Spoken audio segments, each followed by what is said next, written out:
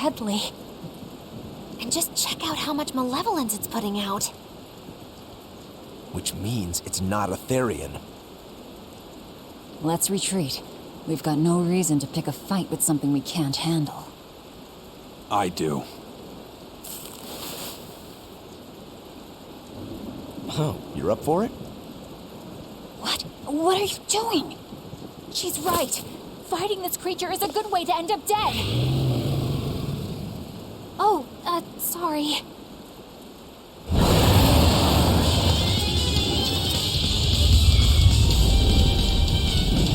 Well, no turning back now.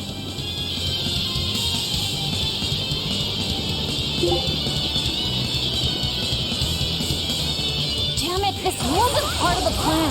Yeah, but training like this doesn't come around every day. Be on your guard. One wrong move and you're done for. I know, that's the fun part.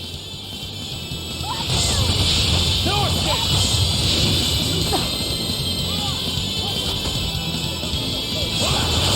Kill them to the bone!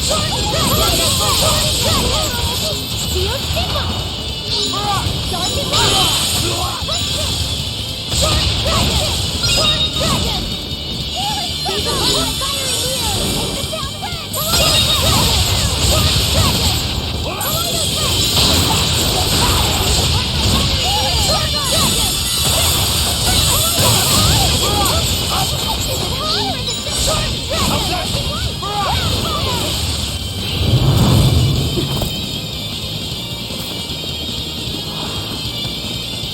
Yep.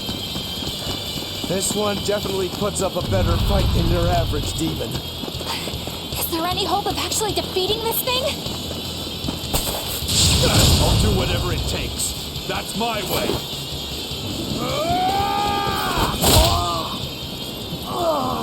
Zabine! Yeah. I see you're out for blood, as usual. You knew, didn't you, Eisen?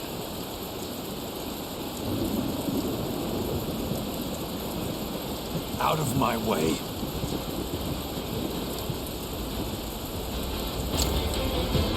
What? Are you protecting the dragon? She's not a dragon! Huh? Back off, or I'll make you back off.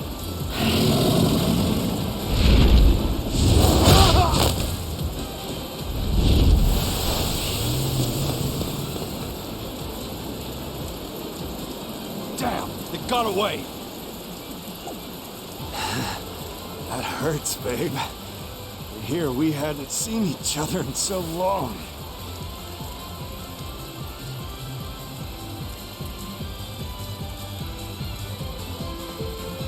Hold it. Is that dragon someone you knew?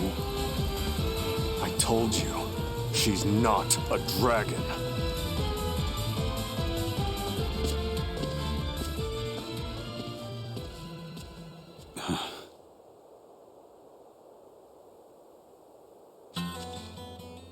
So, it seems old Check Out My Pecs and the dragon have some kind of close ties.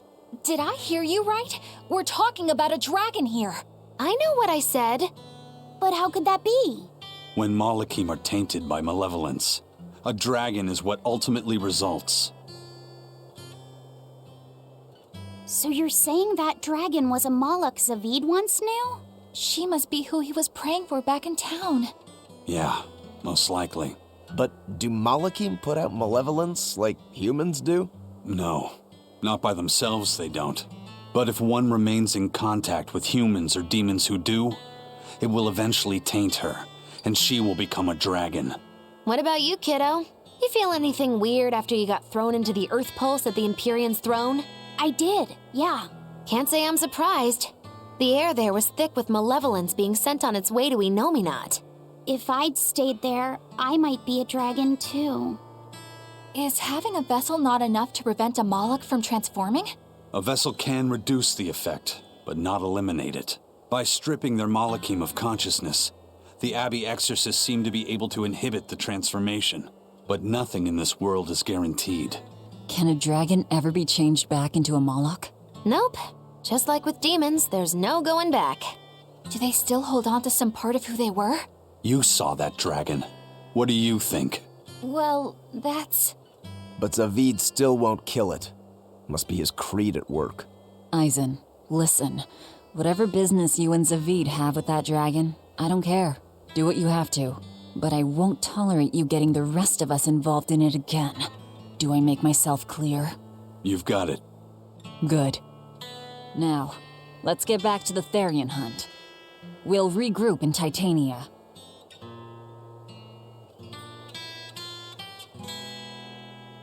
If what Eisen said is true, then could I wind up as a dragon someday?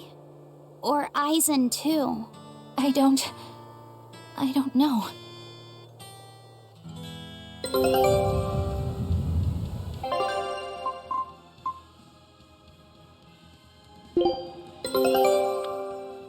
A new recipe! Scout ship.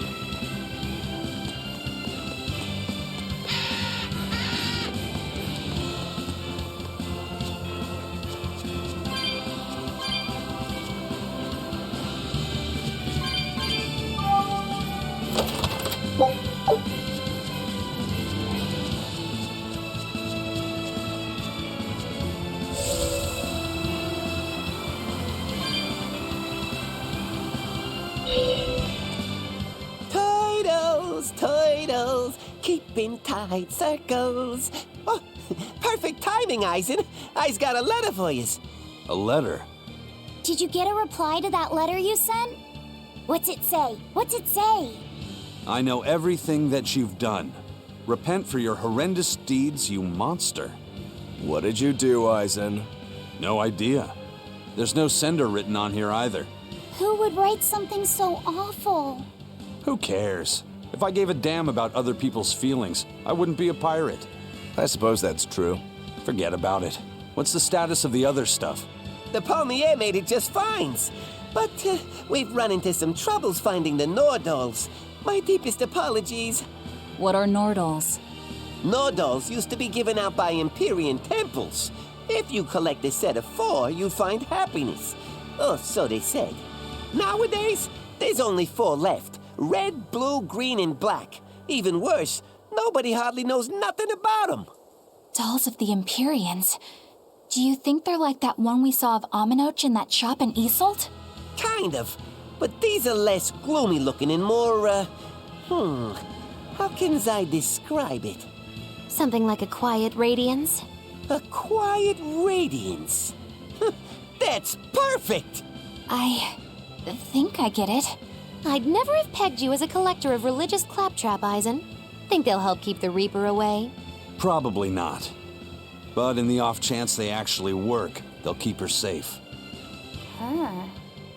Hey, that letter Eisen sent off earlier was addressed to a woman, wasn't it? Our little Laphicet is growing up. No, I wasn't implying she was his girlfriend. Her writing just seemed more mature, and...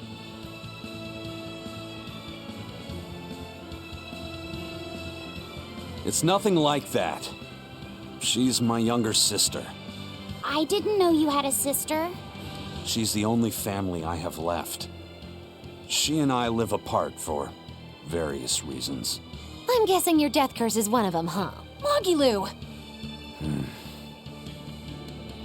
So that's why. I'd be happy to help you look for those dolls, Eisen. Are you sure? Yeah.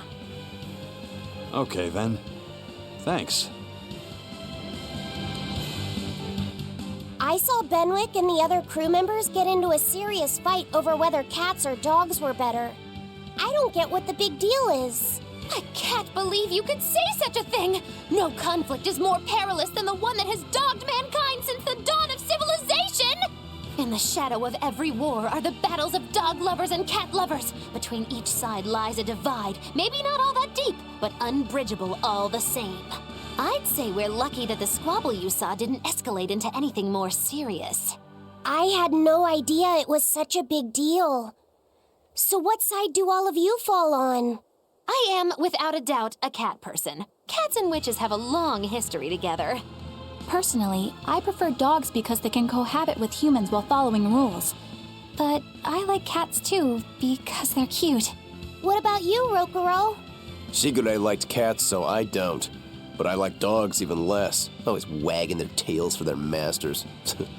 I feel the same way. Dogs will trade anything for food. Learning tricks, wagging their tails, getting friendly, and in time, even forgetting to howl. I think that's too cynical. Dogs make efforts to please humans so that we can live together. They're friendly and compassionate creatures. Then does that make you a cat person, Eisen? Actually, I like squirrels best. When I lived with my sister, the nearby forest had lots of nice, fluffy squirrels that would let me pet them. This isn't about squirrels. It's about cats and dogs. You have to pick a side. If I had to choose, yeah, it'd be cats. There's something lovable about the way they act, especially when you spoil them. Reminds me a lot of my sister. What about you, Velvet? Cats or dogs? Dogs. They don't betray you. You always have to be so serious, don't you? So Velvet and Eleanor like dogs, while Mogiloo and Eisen prefer cats. And Rokuro doesn't care for either one. That makes you our tiebreaker, kiddo. The fate of this showdown is in your hands. It is? Now that you're no longer the Abbey's dog, perhaps you're thinking of being one for Velvet's column? What has that got to do with anything? We're just talking about which animal we like. If you're getting so angry over this, he's going to have no choice but to pick dogs. I just told you. No more fighting! This is clearly getting out of hand, so why don't you all agree that you're Bienfu people and make up already? And what makes you special enough to have Bienfu people? Because I can be loyal like a dog, but also do my own thing like a cat. If you pick me, everybody wins. I don't think it works that way.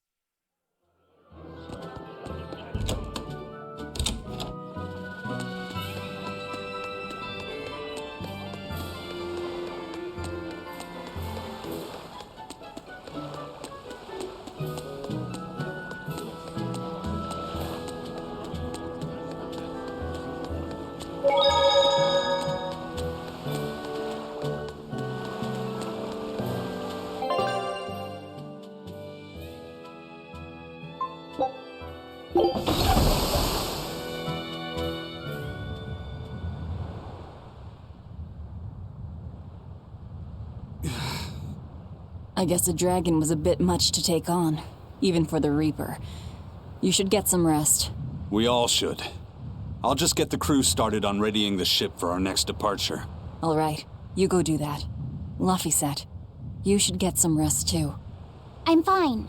It's more important that I focus on finding an actual Therian this time.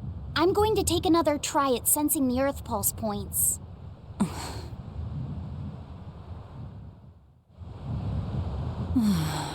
You're as stubborn as ever, Fee.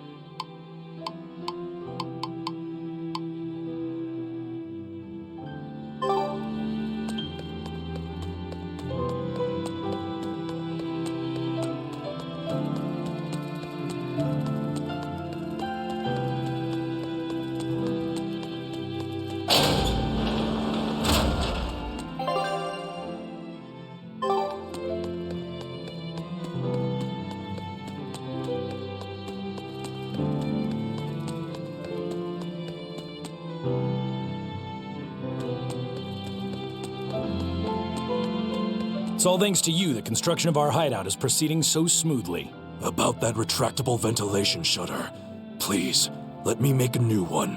What? Why? We already installed it, and it works just fine. It's the hinges. When they move, it makes this unbearable squeak. I can hear it every time the wind blows. Oh, come on, that's nothing. Besides, anything we install is going to rust up once the sea breeze gets to it. More importantly, I'd love it if you made us a nice big pot and a frying pan, too. Not happening. I can't focus with that incessant squeaking. I can't work under these conditions. Fine. You can make a new shutter. But make us a pot and pan while you're at it. Can I also fix that autonomous hunter-killer anti-personnel spinning blade engine I made the other day? That too? But you said you were satisfied with how it turned out. I was at first, but when I thought about it, I realized I forgot to install an off switch. So, can I fix it? God, yes! Fix it before it kills us all! Great. Okay. Shutter first, then... Spinning death machine first!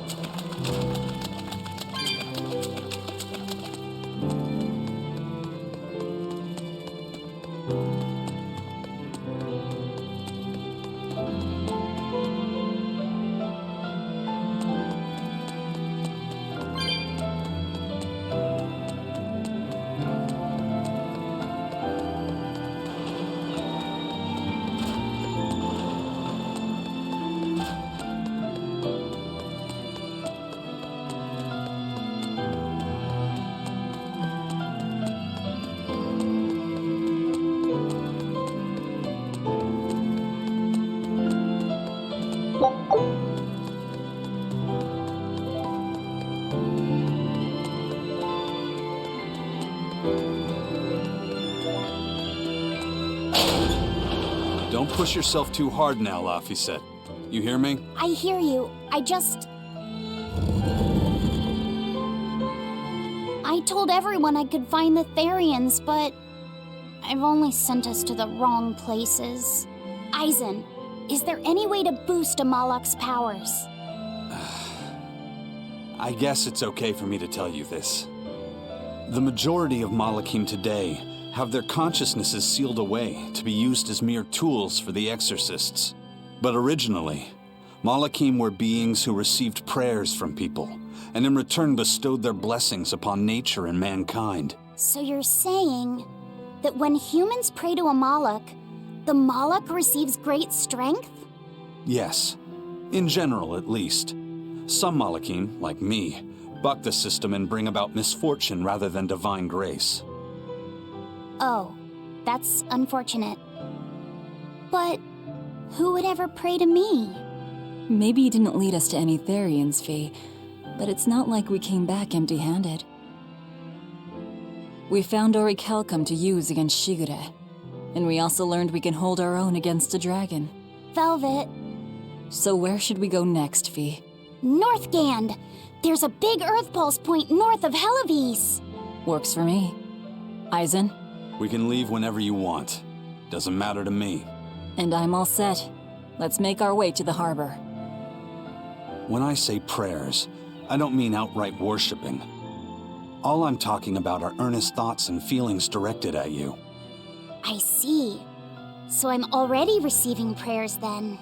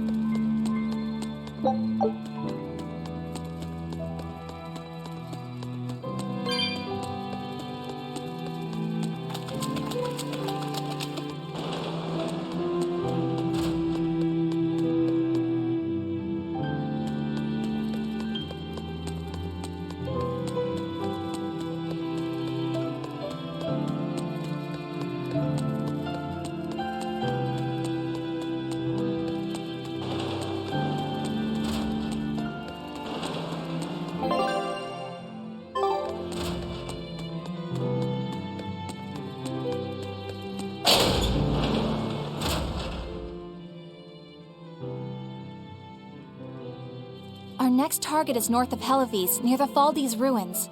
In light of everything we know, I'd say it's highly likely we'll find a Therian there. Let's hope. Then we should make our first stop, Port Helivis. With the mischief we got into last time, getting into the city might prove difficult. Benwick, how are things in Helivis right now? That shipping guild that used to handle our mooring is pretty much toast. But for some reason, the Abbey isn't watching the port as much as they once were. Unfamiliar ships have been hauling in relief supplies, so if we pose as one of the transport ships, I think we can slip in. And if we divert some supplies to an unofficial channel, we might be able to secure a new mooring partner. Smuggling in relief supplies for our own disaster. Cheeky bastards, aren't we? It's what'll get us in. That much is true. It's a plan. Roger. I'll get right on it.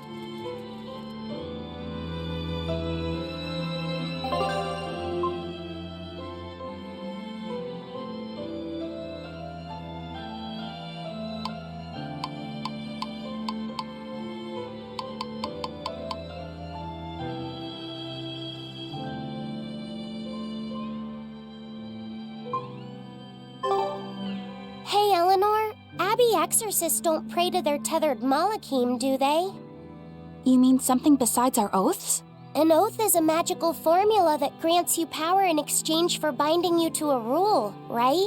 Yes, though that is simplifying it a bit. When Malachim receive human prayers, they bestow their blessings upon people and nature. Eisen told me that we Malachim grow stronger when humans pray to us. Prayers and blessings? I've never heard of that. I used to think the same way as the other exorcists.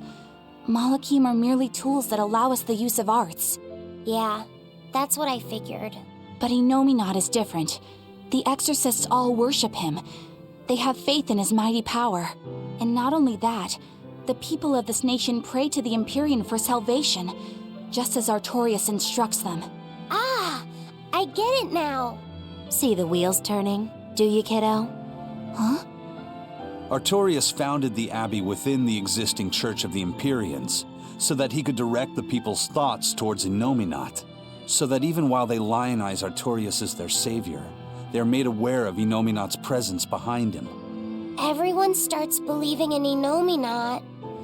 The prayers of the entire world go to him, becoming his power. After the centuries-long decline of Empyrean worship, he becomes stronger than anyone today could imagine. The pieces do fit. Oaths, prayers, blessings, the Demon Blight. So much in this world is affected by matters of the heart. They hold magical power, both effective and meddlesome. We are truly going up against the rest of the entire world, aren't we? Don't look so troubled, Eleanor. I'm gonna do my best to get stronger, so believe in me. I am a Moloch, after all. Oh, Laphicet, you've become so brave so quickly. Have I? But you're still cute when you get embarrassed. Hey, why's your face so red? Huh? My face isn't red. Huh?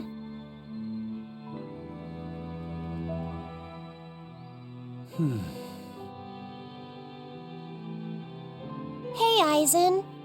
What's it feel like to get a letter? I don't feel anything, nor do I want or need to. There's no joy in receiving these things. Huh? Why not? Don't be so shocked. Look, it's just an invoice from the turtles. What's the big deal anyway? Do you wish you get letters too? Yeah. But I don't have anyone to send letters to. Let alone anyone who would send me any. Laphicet, I've got a letter for you. What? Really? Who could it be from? The sender is... Bienfu? Yep. You got a letter from yours truly. I figured you'd be wanting someone to send you a letter right about now, so I wrote one up for you. What do you think? You're happy, right? Oh, yeah. Thanks, Bienfu. I'll even read it for you. Dear Moloch Laphicet, I hope that this letter finds you in good health and high spirits. Thankfully, I'm doing well myself, with no major changes to report. Bienfu's taking all this so seriously. It's so rare to actually see him like this.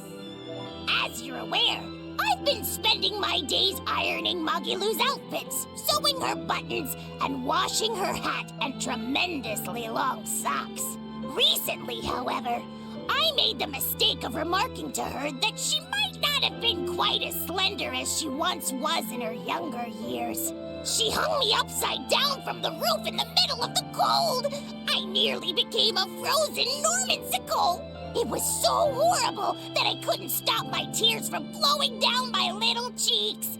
Bien! There's the Bienfu we know and love. But all you wrote about in that letter was yourself. And you even read it out loud yourself. That's okay. Thanks, Bienfu. It feels nice to get a letter. That's so kind of you to say. I think I might cry again. Bien!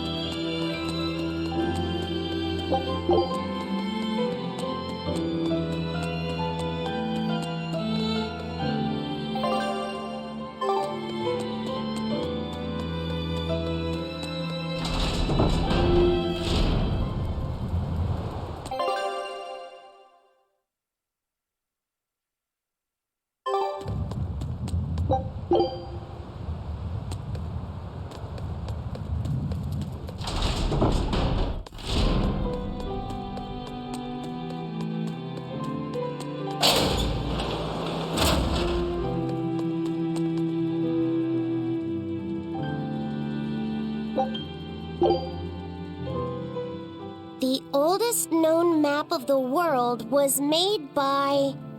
Wow, it took them decades! You always look so happy when you've got your nose in a book. What's so interesting about the one you've got there? It's a book about surveying.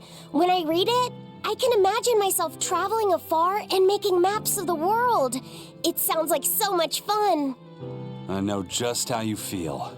I know Magilu and the others don't understand. But I just can't help but feel excited when I think about us completing a map of the entire world. It's the thought of treasure that gets me more fired up. Obviously, there's treasure waiting to be unearthed too, but that's more of a bonus on the side.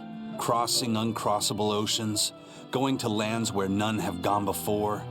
The voyage itself, the dance with death, these things hold value greater than that of any treasure. Ah, adventure. Truly the romance of the quest we call life. Laphicet, you had a map, didn't you? The one you dropped when we first met? It's a world map I got when I was with the Abbey, but I only checked out the places really close by. I could hardly call it adventure. There's more to adventuring than visiting far-off lands and sailing stormy seas, you know. Adventures are about achieving your ambitions and leaping across the walls we've built to protect ourselves, no matter the danger that waits on the other side. There are no big or small adventures. Even if I only went to Helavies and the Figal ice caps? Think of it like this. When you sneaked out of town without the Abbey noticing, when you walked the land and compared it to your map, how did that make you feel? It was scary, but fun. Exhilarating. Then it was an adventure. The map you made within yourself is a treasure that's only yours. Wow, my very own treasure!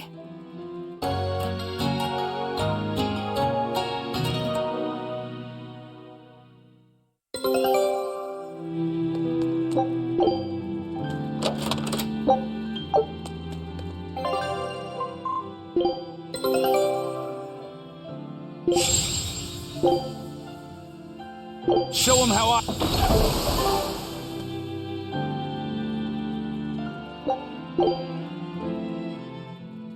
Whoa, awesome! I swear, the second he has a spare moment, he buries himself in his books.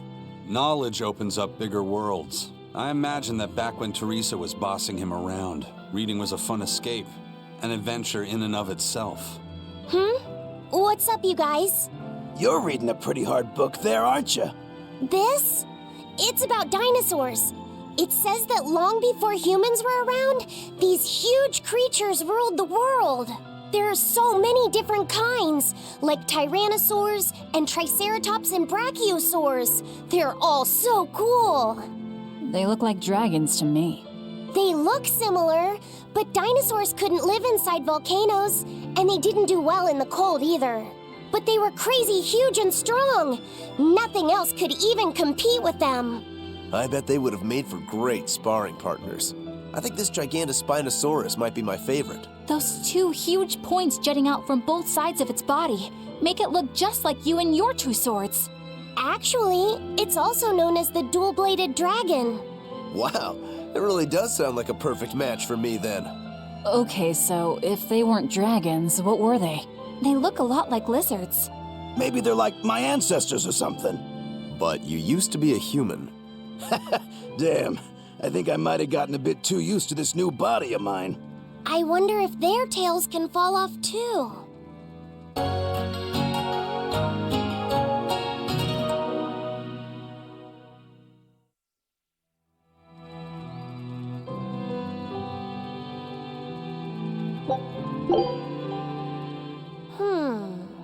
Did you ever figure out if that bug was a stag or a rhinoceros beetle?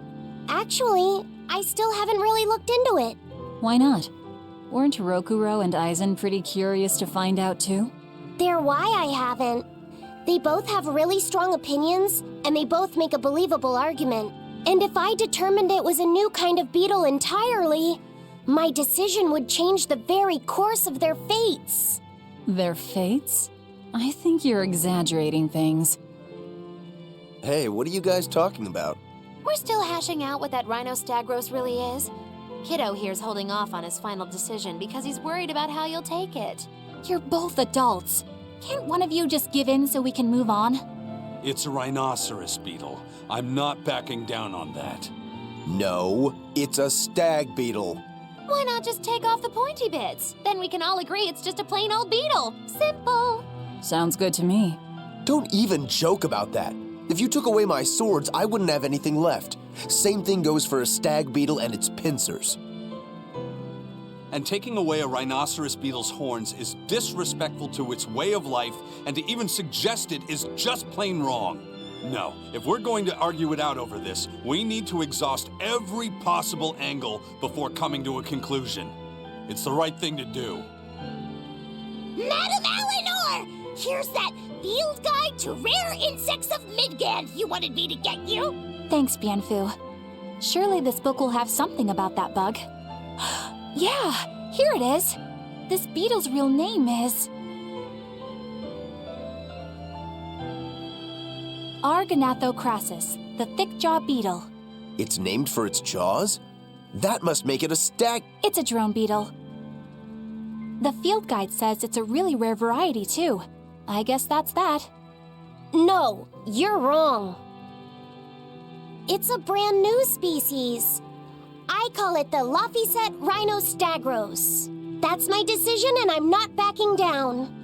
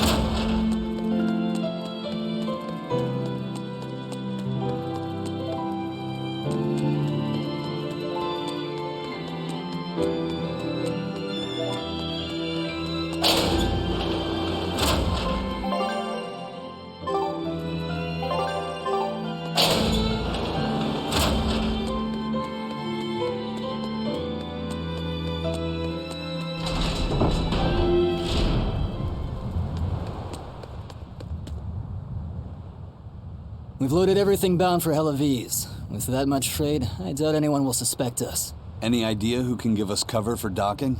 Not anyone in particular, but recently the power and influence of the Helaviz Fishermen's Guild has caught my eye. The Fishermen's Guild, huh? Let's bring them some extra relief supplies. Fuel, drink, and as for the drink... 12-year-old amber draft. The sailors of Helaviz have an eye for the stuff. You heard that from Dial, I take it. He's got a sharp eye. He took a bottle in payments, but I say we turn a blind eye to it. We thought we were the best at this kind of thing, but having him around has been a real eye-opener. Okay, but tell him if he takes a second, he'll pay for it. Eye for an eye. Aye, aye. I'll keep an eye on him so that he doesn't sneak off with another bottle.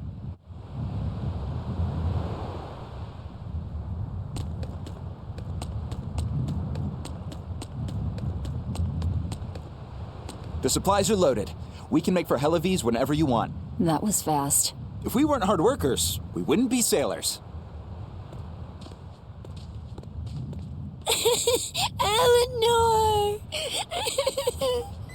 Oh, what's wrong, Kamoana? She said she had a dream about her mom.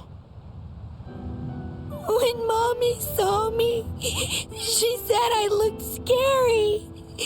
That she didn't want a scary little girl like me. Your mother would never say that, sweetheart. But how can you be sure? Well, how do I put it? I know because I know. You're just lying to make me feel better.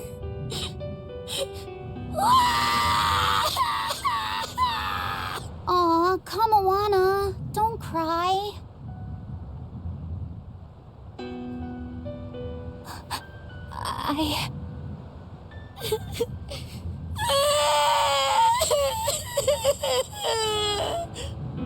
Oh, this is the part I hate about little kids. I'm not a little kid. I hate you, Velvet. I hate you. That's right, let it all out. Stop it! Stop it! Mommy! I saw my mommy! She didn't want me.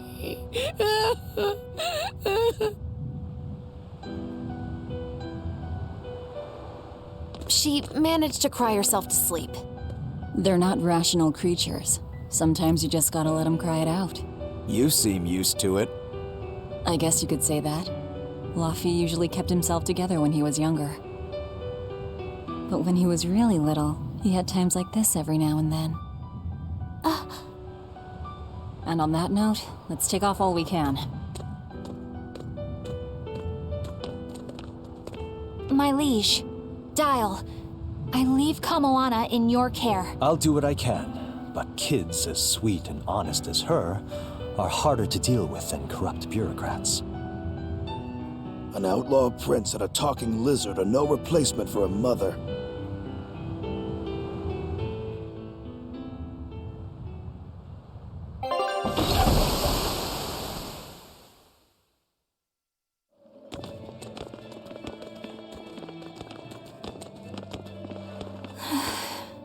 I do hope Kamoana isn't crying anymore. Yeah. Shush. How long is it going to be before you send in another exorcist to replace Lady Teresa? With these demons clamoring at our gates, none of us feel safe anymore. You have our deepest sympathies, but we were sent here on a different mission. That's what the last exorcist who came here said before leaving for the north. What could be up there that's worth all that attention? Surely we're not all being punished by the Abbey for what happened with Medusa, are we? That is not the case. Now, if you'll excuse us, we have business to attend to.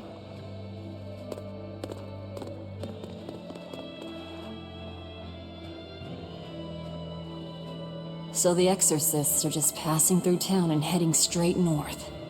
Odd.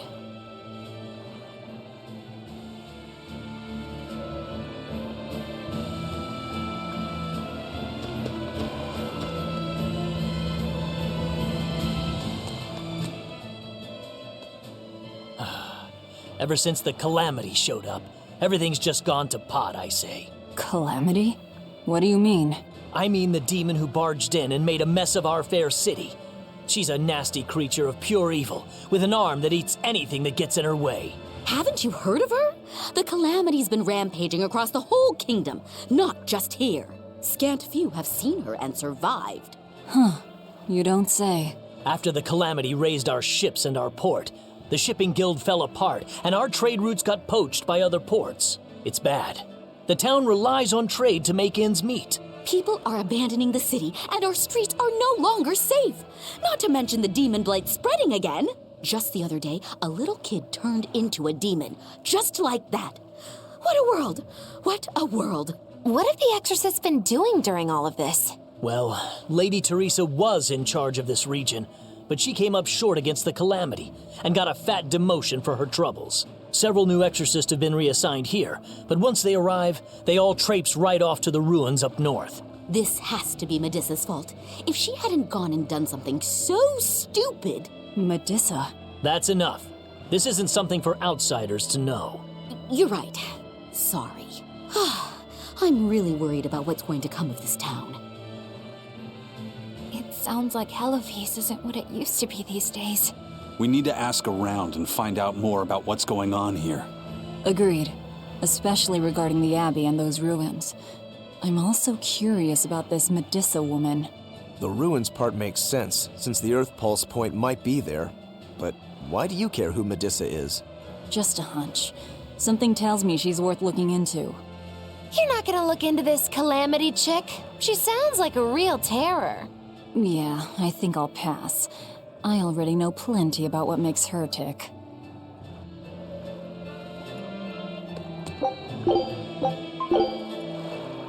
Are you all right, Madam Eleanor? Don't let those people get you down. I'm fine. Thank you for your concern. But could you not do that thing where you blow air on me to dry my tears? All right, I'll just pat your head then. That won't be necessary either. But really, things are in a terrible state. The town burned, the guild ruined, the abbey all but gone. It won't be a functioning port for some time. You can't fault them for being upset. They had it real good here until we came along. Those Hellavesians were like spoiled children. How so? Hellawes was once a tiny fishing village. The bountiful northern seas provided plenty enough fish to sustain their trade. But Flamestone gave them an easy way to get rich. And once they got a taste, they abandoned their old craft. And now they're paying the price. But I've heard that the cooling temperature has covered half the northern sea in ice drift, making fishing much more difficult. But the drifting ice carries tiny organisms, enriching the waters where it melts. The fish should be more plentiful than ever. I suppose you may have a point. We're ones to talk after what we did, but taking the easy path, then complaining as soon as it gets hard, that seems... Spoiled, yes. You said it, Laphicet. I think my appetite's getting a little overindulgent, too. That's not a bad thing. Just means you're healthy. Giant squid come to these waters in this season. Should I ask Benwick to fish some up? Yeah, and some normal octopuses, too. This calamity is... us, isn't it? Well, we've been waging war with the Abbey everywhere we go, and now we're about to take it to a new level. If we pull the next Therian off of the Earth Pulse point, it'll likely be Kamoana's village all over again. The same devastation? Ooh, I wonder if there's something worse than Calamity that they can call us. This is no laughing matter. People turn into demons in part due to their own malevolence. It's not like they're entirely innocent. But if there's someone out there who's being forced to act as Inominat's mouth, like Kamoana was, isn't saving them the right thing to do? I cannot argue with that, but... You don't have to worry. I'm the one who will devour the barrier. And I'm the one who will do what needs to be done.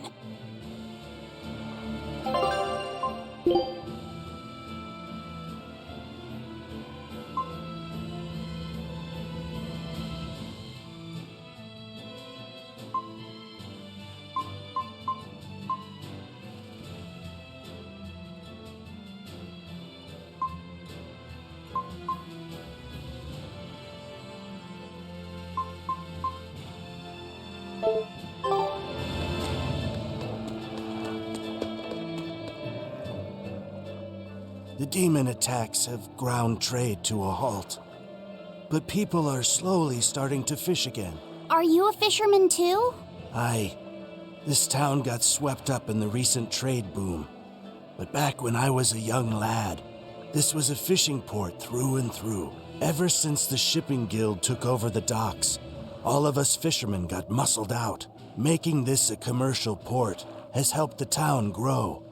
But a lot of people weren't so happy with the guild. It's too bad everyone couldn't just work together. Once money gets involved, people change. That's true no matter what age you live in. The people know it's the ones making the money who lead the charge, but we follow anyway. It's human nature. I hope everyone changes their minds once we start rebuilding. But who knows what will happen.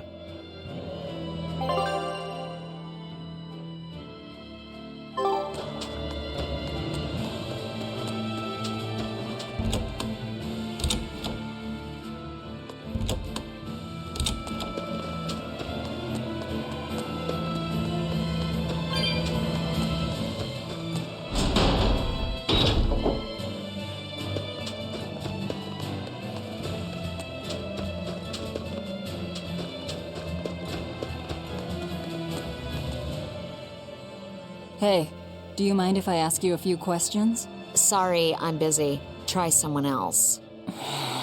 Excuse me. My name is Eleanor, and I'm an exorcist on patrol with the Abbey. I was wondering if I could solicit your honest opinion about how this town is being run. Oh, I didn't realize there was an exorcist with you. Yes, please tell the Abbey we want Lady Teresa back. Her governance was strict, it's true, but at least we could live in safety. Now, all the exorcists run off to the Faldi's ruins and leave us here in the lurch.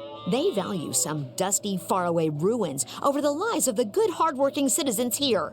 It's just wrong. We've always been cooperative with the Abbey's demands, and now this is what we get in return. I see. The Abbey appreciates your, candor. I'll pass your comments on to my superiors.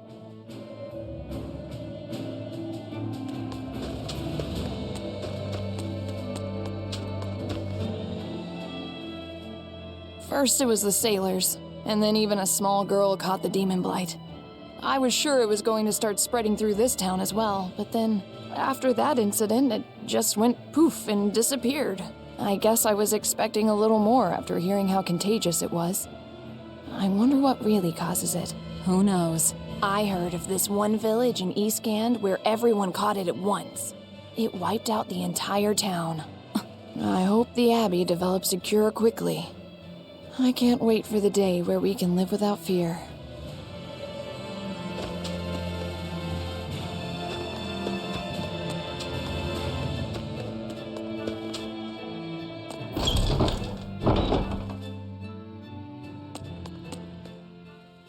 Come, sinner, and repent your wicked deeds.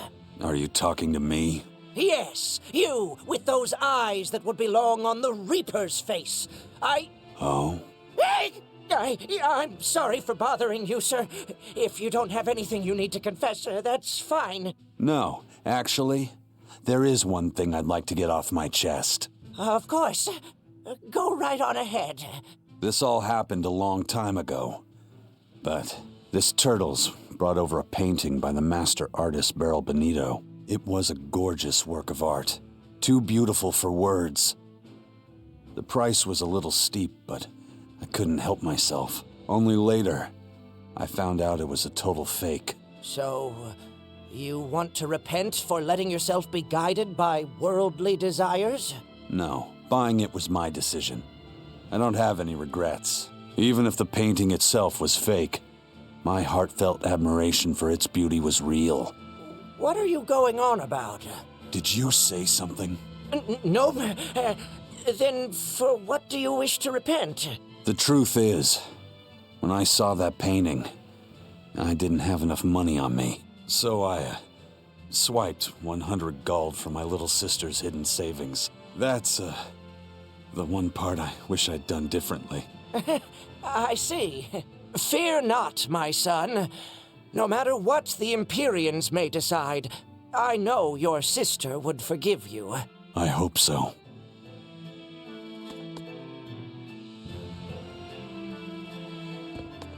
Come, sinner, and repent your wicked deeds.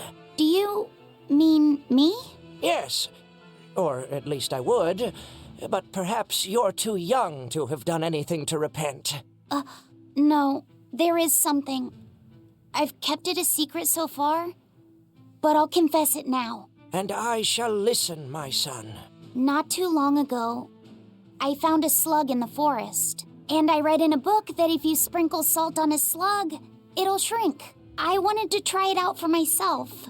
So you sprinkled salt on the slug. It's true, that was not a good act. But if the experience taught you to respect life and its fragility, then the slug's sacrifice was not in vain, and... No, that's not what happened. I messed up and I put sugar on the slug, not salt. And then the sugar attracted a whole bunch of ants to the slug. And it was awful. Ugh. I'm so sorry, Slug. You didn't deserve that. It's okay. I forgive you. It was all a terrible accident. There's one more thing. I wanted to see what would happen if I poured sugar water down an anthill. And I'm sorry to you too, ants.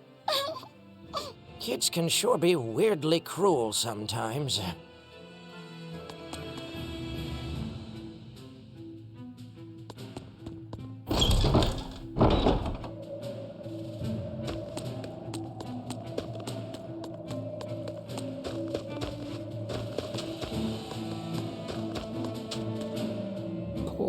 Poor Medusa.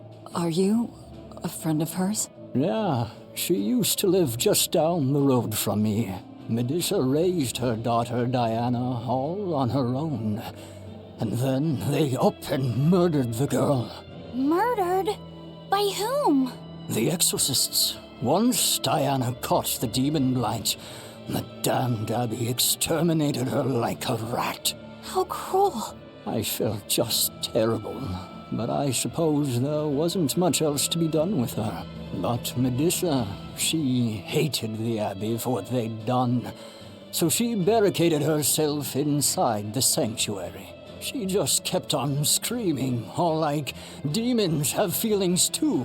What happened after that? I wouldn't have been surprised to see her executed, but luckily, she was spared that much. An exorcist stopped the guard who was about to cut her down, said, "Don't kill her, she's receptive." Receptive, huh? I think that's their way of referring to her deep faith.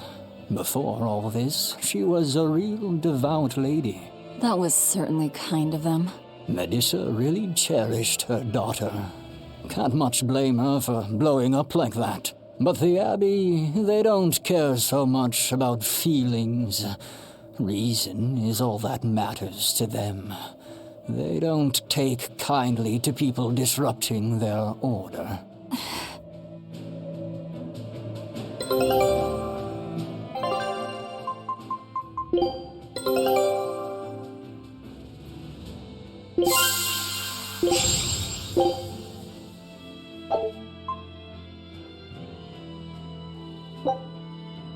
Show him.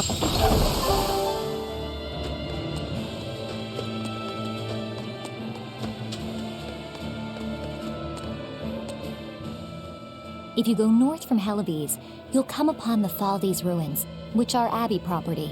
Mainly, it's used as a checkpoint for hauling ore that's extracted out of Mount Killerhouse. But between you and me, I hear the Abbey also uses it as a prison camp. A prison camp? Are they capturing demons? Heavens no! The demons they kill on sight. No, these prisoners are human criminals. Not long ago, this woman killed someone and locked herself up in the sanctuary. I hear she got hauled off to the camp. Why do you think the Abbey would use the ruins for a prison camp? Who knows? Maybe they need a place to deal out their harshest punishments. The Abbey's not known to be forgiving after all. But these are just nasty rumors I heard. Of course, I don't believe a word of it.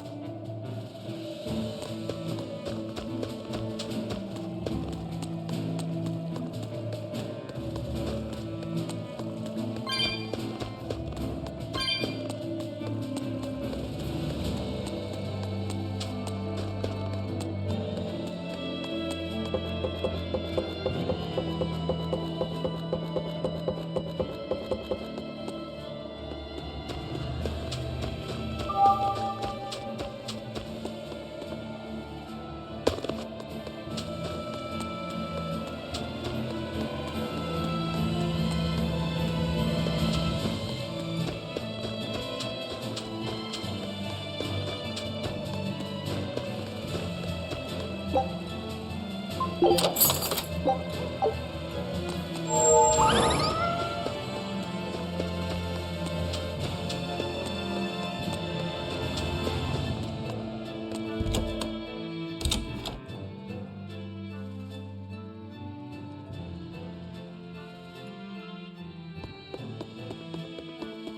a book titled Words and Deeds of the Hero King. The king declared, "My people, you must always live with great vigor and hold hope for the world and for our future. Man can turn reason into disorder, but also can we surpass it?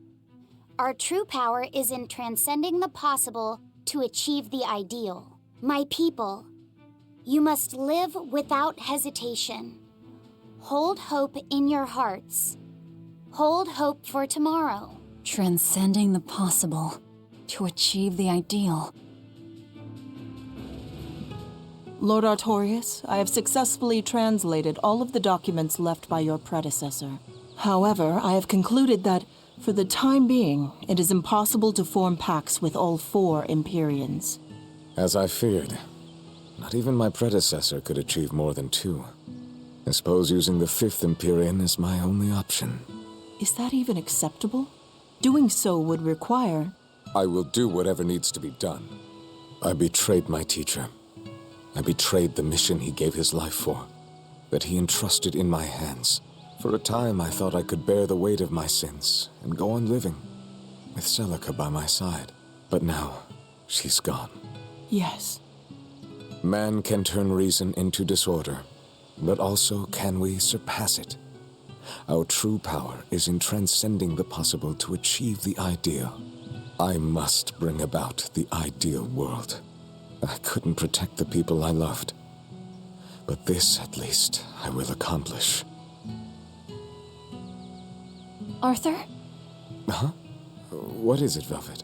Were you just talking to someone? No, I was just thinking out loud. Oh, okay. I finished making dinner. Tonight is prickle boar stew. Plenty of meat, but not too heavy. Sounds great. Let's hurry on back home, then.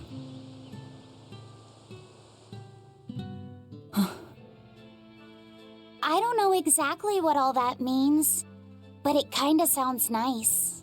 I suppose. Actually, it doesn't make much sense to me either. It's too dense for me.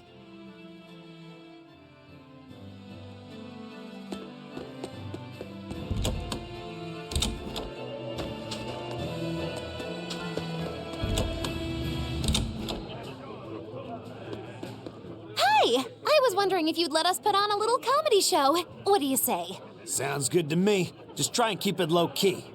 I don't want to attract the Abbey's attention. Ha! That's a tall order. Wherever we go, the boy and I have him rolling in the aisles. The boy? Wait, you mean me? I sure do. I'll play the straight man, you play the funny one. Don't sweat it. Even if you mess up, you'll be adorable. The audience will just lap it up. Did you memorize the script I wrote you? Yeah, I think so. Great! I knew you could do it! But if you merely follow the script and adhere to its every word, you won't be very funny. You need to ad-lib in your own style. For you, that's buttering up the audience and winning them over. Ad-lib? I'm not sure I can do that. I have faith in you, kiddo. You're gonna discover a part of you that you never knew existed. Just focus on finding ways to charm our audience. Okay, I'll see what I can do. All right! Then let's get this show rolling!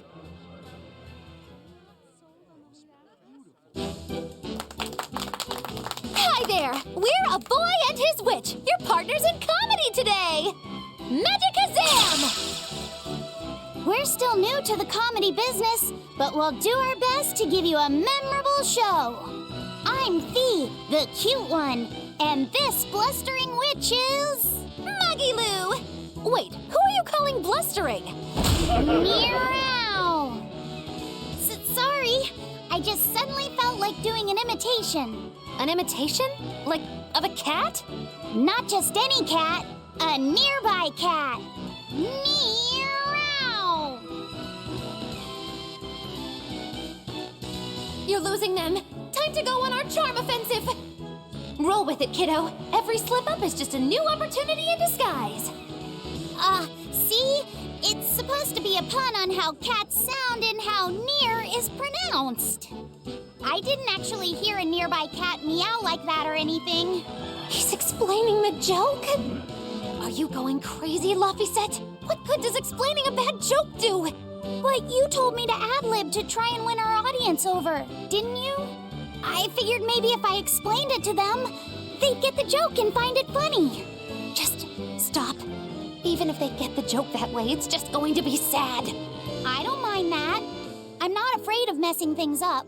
I just want to make sure our audience feels valued. No, you have the right idea, but...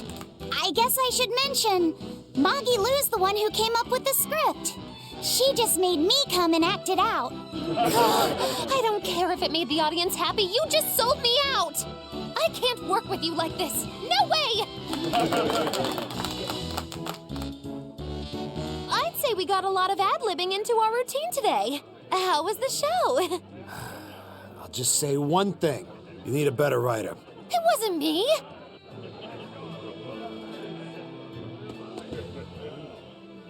Now we have demons rampaging through our towns. Northgan's really had a string of bad luck. The weather's gotten even colder. Mercio's port is blocked by an ice drift, and hardly anyone sails the North Seas anymore. But relief supplies have made it up here, right? It may fill our bellies, but not our hearts. Huh? If the Abbey truly wants to save this town, there's something we need more than food or gold. Lady Teresa! If only I could be pierced once more by those fierce, ice-cold eyes. Oh, punish me, Teresa, my love! Wow. Can we make it so that he doesn't get any more supplies? Lady Teresa, my life is for you. Wow.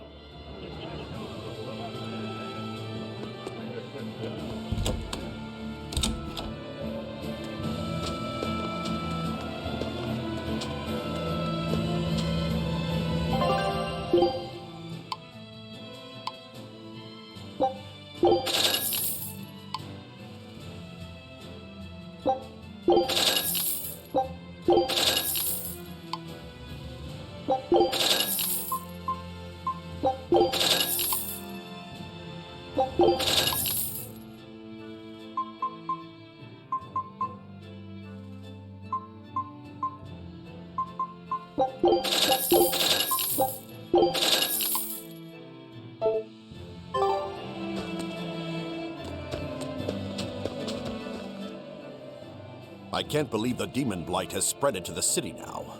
Scary times. Well, the one who caught it was a little girl, so they were able to deal with her before anything bad happened. But the problem was that the demon girl's mother tried to hide her. That's only human nature. These are dangerous times. We dare not let our emotions control us. One person's selfishness could endanger the entire community. Right. Thankfully, an upstanding citizen noticed something suspicious and reported the child to the Abbey, but the mother went mad and killed him in retribution. And what makes it all the more lurid is, I heard the man she killed was a fellow she was actually thinking about marrying. The daughter had been dead set against her mother remarrying. You can taste the irony. That's horrible. She had it coming. If there's anything worse than demons, it's people who can't control themselves. So, Diana was a girl-turned-demon who was killed by an exorcist, and her mother Medissa hated the Abbey for it. And the Abbey is using the Faldi's ruins up north as a prison camp.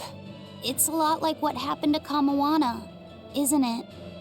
It's natural for a mother to love her own child. To make that a crime. What I'm curious about is the use of the word receptive to describe Medissa. So long as there is one receptive to divine power, Therians shall be forever reborn. If our interpretation of that ancient book is right, it likely means she's receptive to Inominat's power. Meaning they brought Medissa to those ruins where there's an Earth Pulse point, and then they made her into a Therian. That would certainly put all the pieces together, yep. Plus, if this Therian the Abbey created already hates them, that's all the better for us. Yeah, I imagine she'd be willing to work with us. Although, it sounds almost too easy. Did I jinx it? I just jinxed it, didn't I? Probably, but we won't find out until we try. True. Let's head for the ruins. And don't worry, you totally jinxed it.